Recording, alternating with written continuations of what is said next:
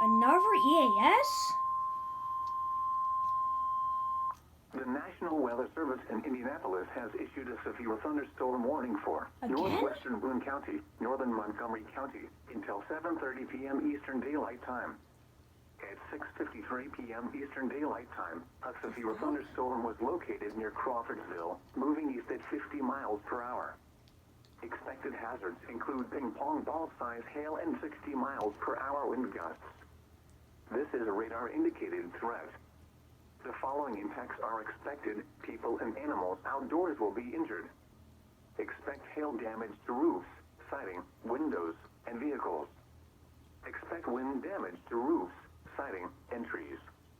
Locations impacted include Crawfordsville, Lebanon, Thorntown, and Darlington.